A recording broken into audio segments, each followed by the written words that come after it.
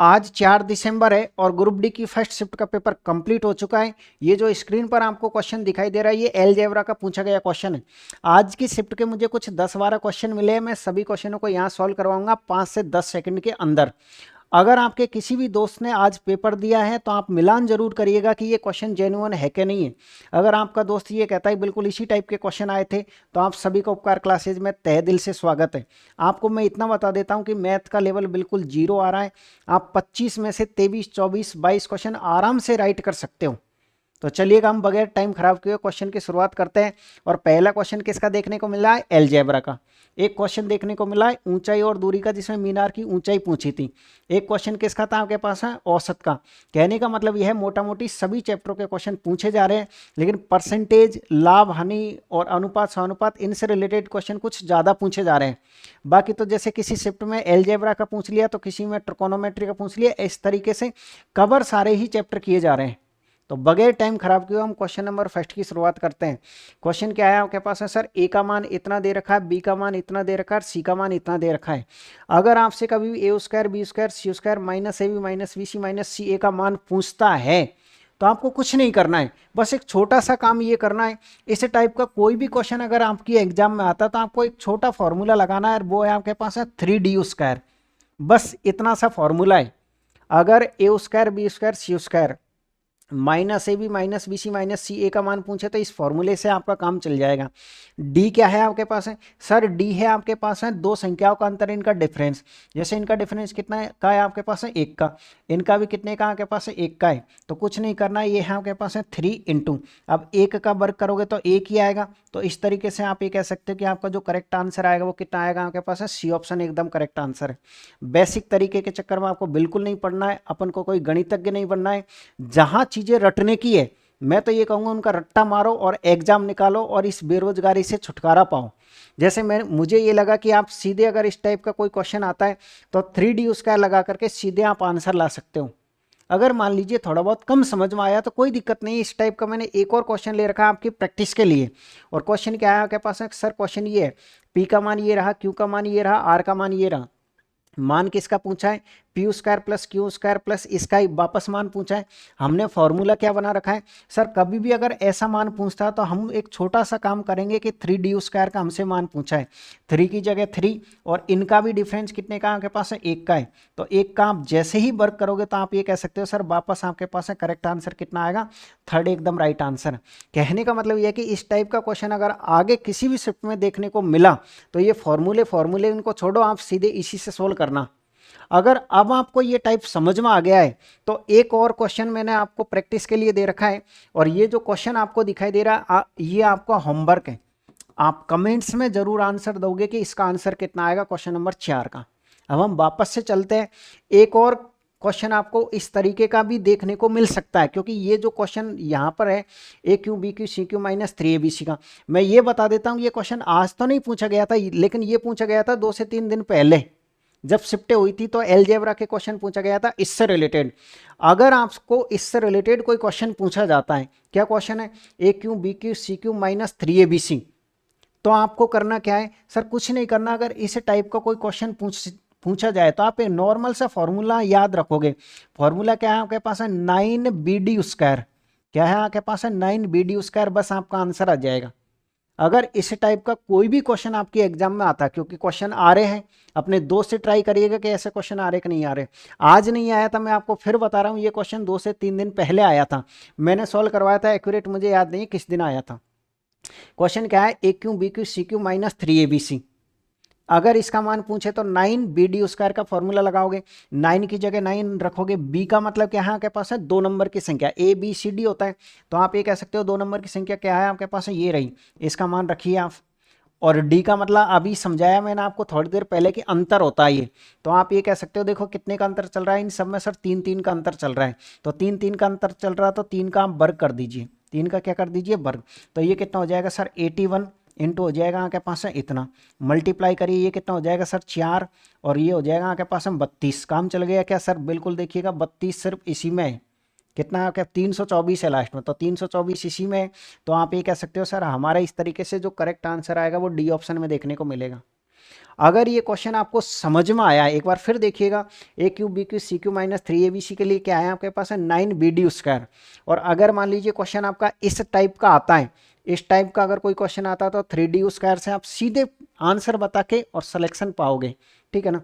अब अगर ये क्वेश्चन आपको समझ में आया है, क्वेश्चन नंबर 3 क्या है आपके पास है 9bd², तो मुझे फिर आप एक क्वेश्चन का आंसर कमेंट्स में दोगे कि इसका आंसर कितना आएगा। अच्छा 4 नंबर का आपको दे दिया था आपके पास है कि क्वेश्चन नंबर 4 का आंसर क्या आएगा। देखो ये जो 4 नंबर है ना, ये तो सेम आपके पास है, इस बेस पे आधारित है कि 9bd² तो लगाओगे आप किस में 4 नंबर में। और ये जो 5 नंबर का है, ये 5 नंबर का देखिए a² plus c² minus a minus bc ऐसा मैंने करवा दिया। तो इसका भी आपको कमेंट्स में आंसर देना है कि इसका कितना आएगा। तो होमवर्क कौन कौन सा क्वेश्चन हो गया, 5 नंबर का आंसर देना है, देख लेना ये कौन से टाइप का है, और एक बताना है आपको कौन से नंबर का, 4 नंबर का। 4 और 5 दोनों के आंसर आप कमेंट्स में दोगे, ध्यान में रखिएगा। अगले क्वेश्चन पर आ जाइएगा आप। सर अगला जो क्वेश्चन है आपके पास है 6 नंबर का, वो क्या है आपके पास है कि 11 के पहले 12 गुणजों का औसत कितना है।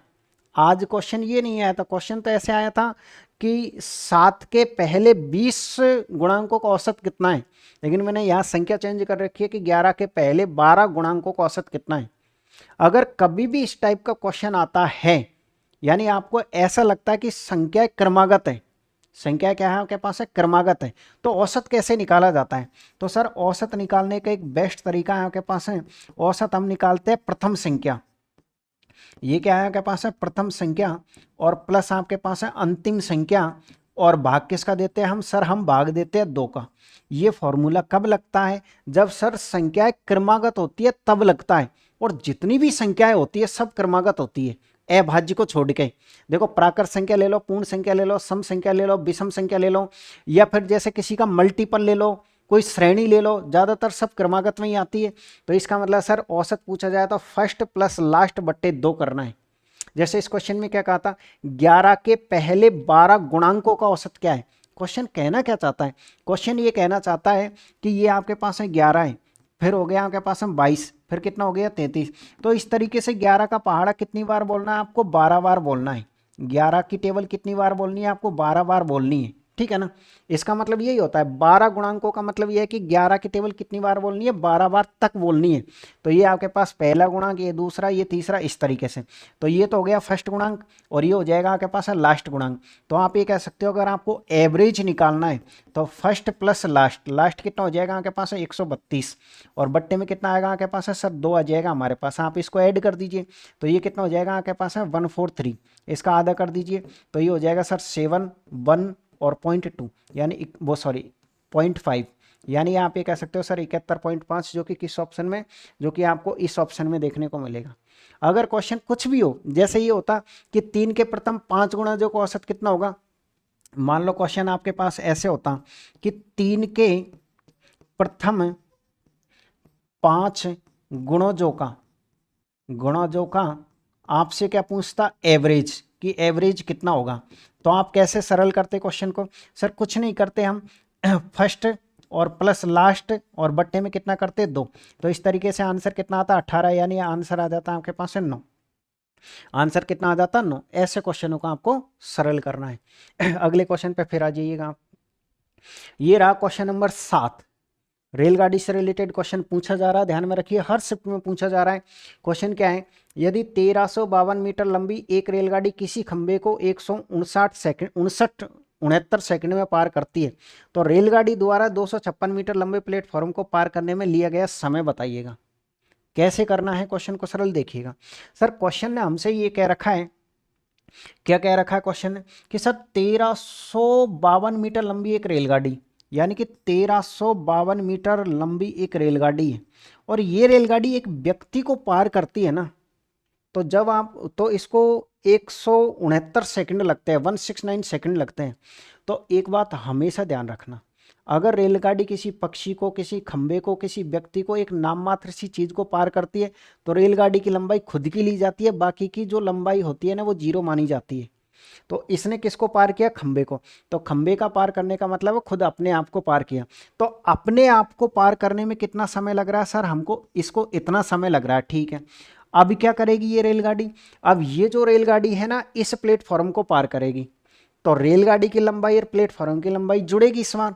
अगर ये जुड़ेगी तो आप ये कह सकते हो कि 1352, इसमें आप कितना ऐड कर दोगे सर, हम 256 ऐड कर देंगे, ये 8, ये 0, 6, 1, यानी हम ये कह सकते हैं कि इतने मीटर लंबाई को इसको पार करना पड़ेगा। अगर इतने मीटर को पार करने में इतने का समय लग रहा है तो आप ये बता दीजिएगा कि 1608 मीटर को पार करने में कितना समय लगेगा। काटापीटी कर लीजिए। 13 से कटता हुआ दिख रहा है सर, 13 से 13 बार कट जाएगा, और 13 से देखो 13 कम 13 और 13 चौको 52, 13 से फिर कट जाएगा, कितनी बार कट रहा है आपके पास, 8 बार। 8 से काट दीजिए आप इसको, 8 दूनी का 16, 0 और 1, तो किस ऑप्शन में आपके पास है, सी ऑप्शन एकदम करेक्ट आंसर। अगर इस टाइप का क्वेश्चन फिर आता तो अब आपको गलत करके नहीं आना, ध्यान रखिएगा। अगला क्वेश्चन फिर से देख लीजिएगा, ये रहा आपके पास में क्वेश्चन, किसका है आपके पास है, समचतुर्भुज का है। ये समचतुर्भुज हर शिफ्टों में लगभग पूछा जा रहा है, और समचतुर्भुज इजी होता है।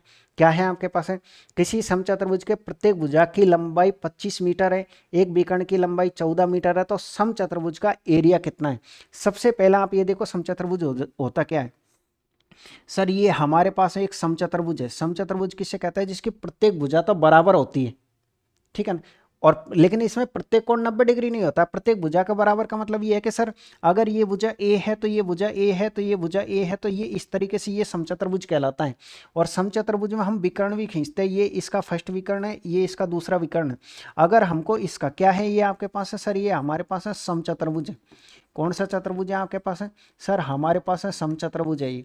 अगर आपसे इसका एरिया पूछा जाए, अगर आपसे इसका क्षेत्रफल पूछा जाए तो कैसे निकालोगे सर, इसका क्षेत्रफल निकाला जाता है 1/2, और ये गुणा का निशान, और ये होता है आपके पास है विकर्णों का स्क्वायर, वो सॉरी विकर्णों का क्या होता है आपके पास है सर, गुणनफल होता है, गुणनफल।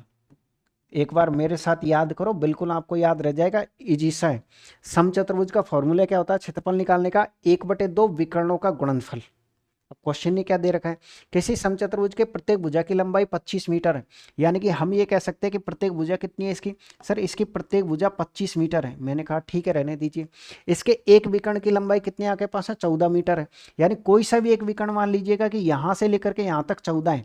तो एक और बात ध्यान रखिएगा कि समचतुर्भुज के जो विकर्ण है ना, एक दूसरे को समद्विभाजित करते हैं। समद्विभाजित का मतलब यह है कि आधी आधी दूरी पर मिलते हैं। जैसे ये यहाँ पर मिले हैं ना, टोटल 14 है ना, तो ये 7 और ये 7, इसका अर्थ ये समझ में आ गया होगा कि मैं आपको क्या समझाना चाह रहा हूँ, कि ये आपके पास है कितनी है 7, तो ये भी कितनी है आपके पास है 7।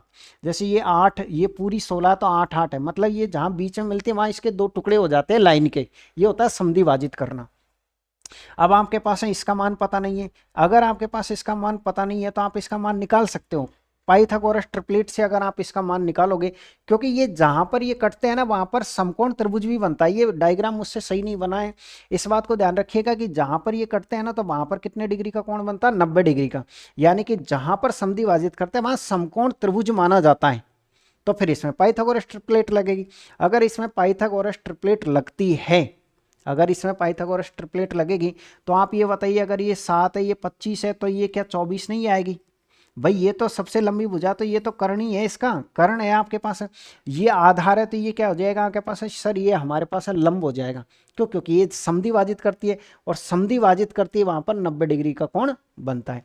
अगर ये आपके पास है पाइथागोरस से 24 आ गई, तो सिंपल सी बात ये है कि 24 ये भी। अब आप ये कहोगे कैसे निकाला, देखिए कर्ण का मान कितना आपके पास है 25 है, तो कर्ण का स्क्वायर माइनस आपके पास है एक भुजा का स्क्वायर, इसका स्क्वायर कर दीजिए आप आधार का स्क्वायर, तो कितना हो जाएगा आपके पास है 625। 625 में से आप कितना घटा लीजिए, इतना घटा लीजिए, कितना बचेगा बताओ सर, ये बचेगा आपके पास है 6, और ये कितना बचेगा आपके पास है सर, ये बचेगा आपके पास है 7 और 5, 576 का वर्ग करोगे तो 24 आएगा, वर्गमूल करोगे तो कितना आएगा आपके पास है 24। अगर सर यहां से लेकर के यहां तक आपने 24 निकाल लिया, तो ये भी आपके पास है 24 है। क्लियर है, ठीक है। इसका मतलब दोनों विकर्ण है, दोनों विकर्ण है, तो 1/2 विकर्णों का गुणनफल, एक कितना था 14, दूसरा कितना आ गया आपके पास है 48। 48 क्यों लिखा, अरे आधा 24 है तो पूरा 24 से 24 से 48 हो गया ना, सोल्व कर दीजिए आप, कितनी बार कटेगा 7वां, ये कितना हो जाएगा आपके पास है सर 6 और 33। किस ऑप्शन में, ए ऑप्शन एकदम राइट आंसर। ध्यान रखिए समचतुर्भुज का कोई भी क्वेश्चन आता है 1/2 विकर्णों का गुणनफल, अगर आपको ये 2 भुजा आ जाती है तो इसमें पाइथागोरस ट्रिपलेट से तीसरी भुजा निकालोगे। वैसे मैं ये मानता हूँ पाइथागोरस ट्रिपलेट आपको याद भी होगी, 7 24 25 का रेशियो चलता है, ठीक है ना। अगला क्वेश्चन ये ले लीजिएगा, और ये रहा आपके पास है। देखो ये बहुलक का क्वेश्चन बड़ा इजी होता है, हर शिफ्ट में आ रहा है, रेलवे फ्री के आपको नंबर दे रही है, ऐसे क्वेश्चन गलत करके मत आना। देखो क्या कहा है कि एक गेंदबाज द्वारा 10 क्रिकेट मैचों में लिए गए विकेट्स इतने हैं, आंकड़ों का बहुलक पता करिए कितना है। बहुलक में कुछ नहीं करना होता, इतना सा काम करना है कि आपको ये 4 ऑप्शन दे रखे हैं, ऊपर से मत जाओ, इनमें ये देखो कि सबसे ज़्यादा बार रिपीट कौन हुआ है, वही आपका आंसर है। जैसे अगर हम 2 की बात करें तो 2 कितनी बार रिपीट हुआ आपके पास है, 1, 2 और 3, यानी कि सर हम ये कह सकते हैं 1, 2 और कितना आपके पास है, 3 बार है। और ये 3 कितनी बार रिपीट हुआ है, सर 1 और 1 2, 2 ही बार है, तो ये 2 बार है। ये कितनी बार है, 2 बार है। और 1 कितनी बार है, सर 1 हमारे पास है, सिर्फ हमको 1 बार ही दिख रहा है, ठीक है। 0 कितनी बार है आपके पास है, 0 सर हमारे पास है 1 बार ही। तो फिर आंसर क्या हुआ सर, हमारे पास है ए ऑप्शन हो गया। 2 आंसर हो गया आपका, आंसर 3 नहीं है, आंसर ये है, मतलब ये 3 बार रिपीट हुआ है इसलिए है। क्वेश्चन नंबर अगला आ जाइए। अच्छा क्वेश्चन नंबर 10 को देखिएगा, क्वेश्चन नंबर 10 को ध्यान से देखिएगा, क्योंकि क्वेश्चन नंबर 11 का होमवर्क आपको मैं देने वाला हूँ। आपको डर नहीं लगना चाहिए कि ऊंचाई और दूरी को देखते ही कि चलो इस क्वेश्चन को छोड़ दें।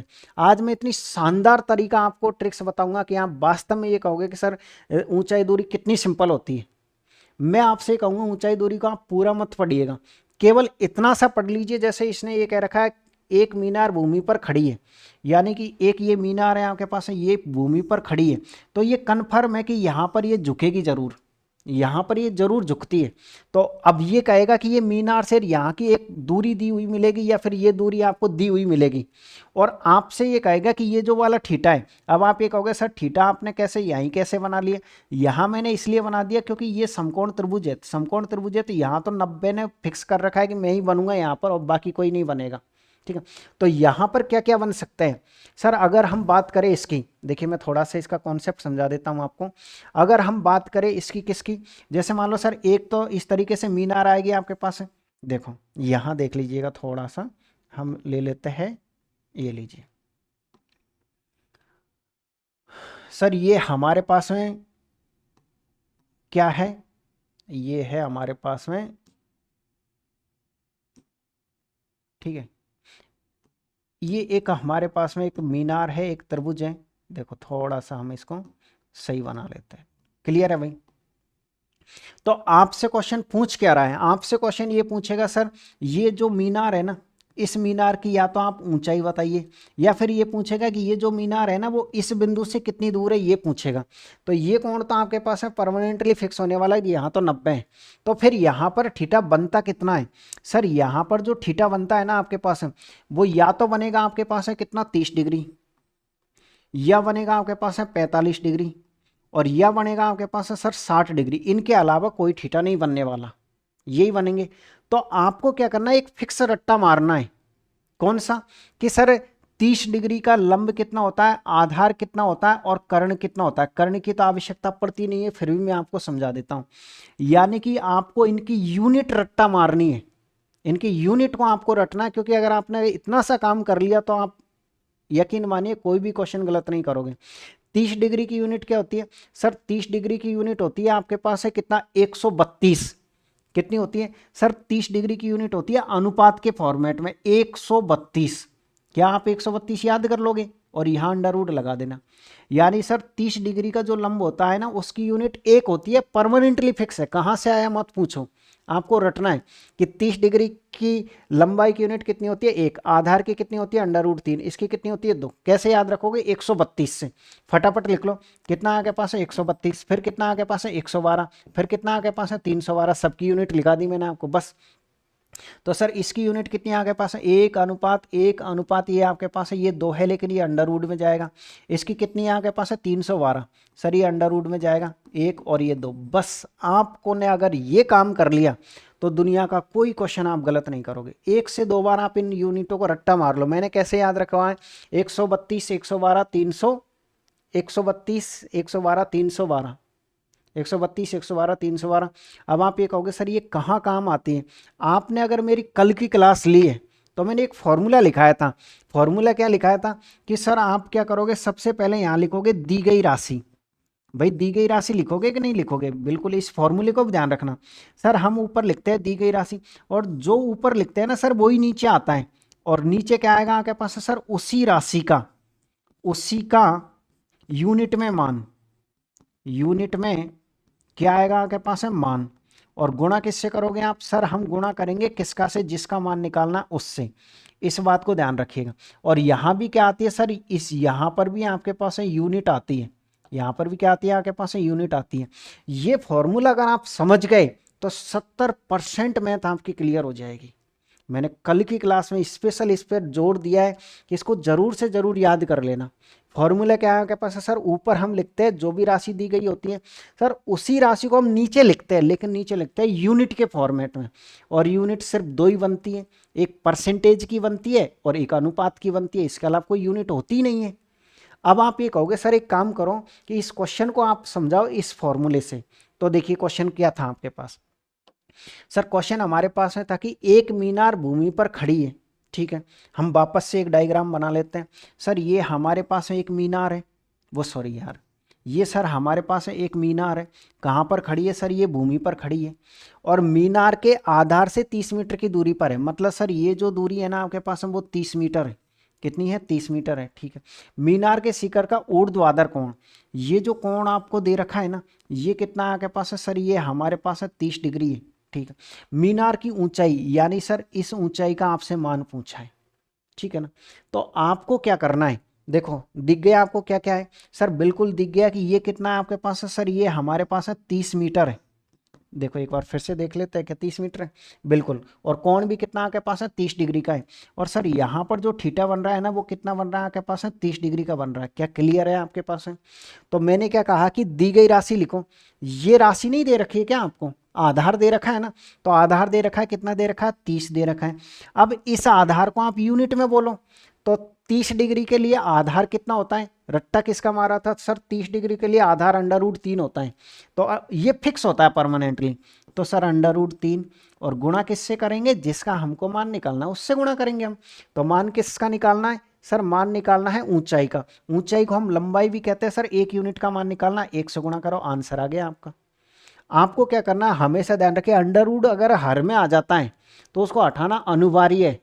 फिर हटाते कैसे? अंडर से ऊपर नीचे गुणा करते हैं। अगर आपको नहीं आता तो मैं ये बता देता हूँ, जब हम अंडर को अंडर से गुणा करते हैं ना, तो हमारे पास है ये रिजल्ट आता है, 2 अंडर हट जाता है।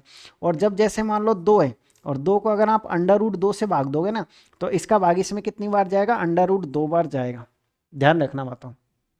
तो सर हम क्या करेंगे सर? हम अंडर 3 से ऊपर नीचे करेंगे गुणा। मैंने कहा ठीक है कर लो। तो देखो अंडर 3 को अंडर 3 से गुणा करोगे 3 आ जाएगा। और इस 3 से अगर हम इसे काटेंगे तो कितनी बार कटेगा? 10 बार। तो बताइए क्या आंसर 10 अंडर 3 आएगा कि नहीं आएगा? तो आपके क्वेश्चन में आंसर कितना आएगा सर? हमारे क्वेश्चन में आंसर आएगा 10 अंडर 3। बताओ क्या कोई दिक्कत हुई? क्या जरूरी है कि 10 घंटे की आप समय दूरी ये पढ़ो, ऊंचाई और दूरी? नहीं है ना कोई जरूरी। केवल कितना सा कॉन्सेप्ट है आपके पास है सर? इनको रट्टा मार लो, 132 112 300 बार। अरे अगर आपकी परसों एग्जाम है तो इतना सा तो काम चल ही जाएगा कि 1-2 दिन के लिए तो याद कर ही ले। कोई ज़्यादा टाइम तो एग्जाम में है नहीं आपके पास है, ठीक है ना। चलिएगा, तो एक और क्वेश्चन से मैं आपको समझाने की कोशिश करता हूँ। ये रहा क्वेश्चन। समतल भूमि पर एक चट्टान के पास से 300 मीटर ऊंचे चट्टान की ऊंचाई का उन्नयन कोण 60 डिग्री है। चट्टान की ऊंचाई ज्ञात करिए। अब ये क्वेश्चन आपका होमवर्क है। आप आराम से तसल्ली से क्वेश्चन को सरल करें और आंसर दें। अगर आप पे आंसर नहीं आता है तो इसके बाद अगली क्लास में शाम को अपलोड करूंगा। शाम को मैं तीनों शिफ्टों को मिला करके फर्स्ट सेकंड थर्ड, और ये भी क्वेश्चन उसमें मैं डालूंगा।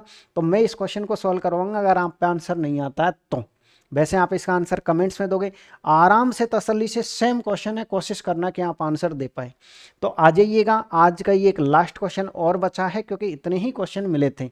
जिन स्टूडेंटों से संपर्क किया था उन्होंने इतना ही कुछ बताया था। बाकी के और भी कुछ क्वेश्चन अंकगणित के थे, परसेंटेज लाभ आने के। लेकिन मैंने ये सोचा कि इन क्वेश्चनों को मैं शाम को करवाऊंगा, क्योंकि शाम को तीनों शिफ्टों को निचोड़ हम एक साथ डेली करवा ही रहे पिछले 6-7 दिन से। मतलब 27 तारीख से एग्जाम स्टार्ट हुई थी, 27 तारीख से ही हमारी सीरीज चल रही है, और उससे पहले मॉक चल रहा था। आपका खुद का चैनल है। अगर आप चाहते हो कि सर हम आपसे इसी तरीके से पढ़ना चाहते हैं, नौकरी लगना चाहते हैं, आपका खुद का चैनल है, सब्सक्राइब करके और घंटी का बटन दबा के रखो। जब भी कोई नई वीडियो डले तो आपको सबसे पहले मिले, ताकि सफलता भी आपको सबसे पहले ही मिले, इसलिए। ठीक है ना। तो इस क्वेश्चन को देखो। शंकु वाला क्वेश्चन कल भी आया था और आज भी आ रहा है। क्या है आपके पास है सर? ये मान लीजिए आपके पास है कोई एक शंकु है, ये क्या है आपके पास है, शंकु है। ये क्या है आपके पास है, इसकी ऊंचाई है, ये इसकी त्रिज्या है।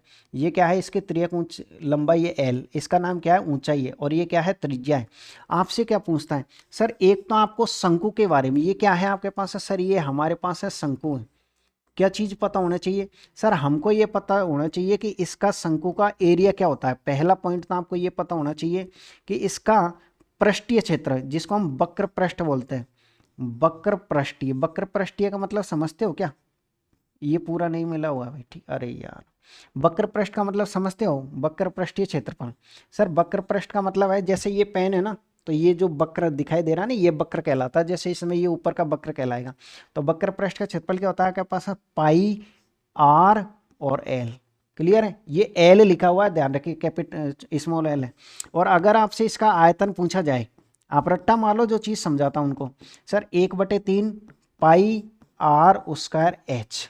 आयतन में हमेशा 3 भुजा आती है, 2 भुजा तो ये रही, एक तीसरी ये रही। क्षेत्रफल में परमानेंट फिक्स है, 2 ही भुजा आती है। अगर यहाँ स्क्वायर लग जाता तो कभी भी साथ में एल नहीं आता, क्योंकि 2 ही भुजा आती है क्षेत्रफल में। इसने क्या कहा, शंकु के वक्र पृष्ठ का क्षेत्रफल सर इतना है, तो इसकी ऊंचाई कितनी है। वक्र पृष्ठ का क्षेत्रफल क्या होता है सर, पाई, पाई का हम सीधे मान रख देते हैं 22/7। आर का भी मान रख देते हैं, आर का मान दे रखा है ना, बिल्कुल 14 सेमी इसकी त्रिज्या है, यानी कि हम ये कह सकते हैं सर आर का मान कितना रखेंगे, 14। पूछा क्या है सर, इस एल का मान पूछा है। अगर इस एल का मान पूछा तो ये रहा आपके पास है एल, और बराबर ये क्षेत्रफल हो गया ना वक्र पृष्ठ का, इसका मान कितना दे रखा है हमको, 2200 दे रखा है। कितना दे रखा है, 2200 दे रखा है। काटो देखें, 22 से कितनी बार कटेगा आपके पास है, 22 से कटेगा सर 100 बार, ठीक है। 7 से कितनी बार कटेगा, ये 2 बार, और 2 से कितनी बार कटेगा आपके पास है, 50 बार। तो आप बताइए कि इसकी त्रियक लंबाई कितनी आई, 50 आ गई। किस ऑप्शन में आपके पास है सर, ए ऑप्शन एकदम करेक्ट आंसर है। तो इस तरीके से मैंने आपको ये 10-12 क्वेश्चन जो भी मिले थे, वो सारे क्वेश्चन मैंने आपको सॉल्व करवा दिए हैं। बाकी के जो क्वेश्चंस है तीनों शिफ्टों को मिला के मैं शाम को 9 से 10 बजे के बीच में क्लास अपलोड करता हूँ, क्योंकि पहले मैं अच्छी तरीके से डाटा इकट्ठा करता हूँ अलग अलग जगह से, फिर उसके बाद में इनके क्वेश्चन हम टाइप करवाते हैं, फिर आपके पास लाते हैं। आप देखिए, इनमें खूब सारी मेहनत लगती है। अब इतनी सारी मेहनत, मेरी 5-6 घंटे की मेहनत अगर आपको 25 मिनट में या 30 मिनट में मिल जाती है, तो इससे बड़ा उपहार कुछ नहीं हो सकता है। तो मैं आपसे कहूँगा, अगर आपको ये लगता है कि वास्तव में मेहनत करिए, तो एक प्यारा सा कमेंट्स ज़रूर करें आप, ठीक है। आप सभी को ऑल द बेस्ट, फिर मिलेंगे शाम को 9 बजे।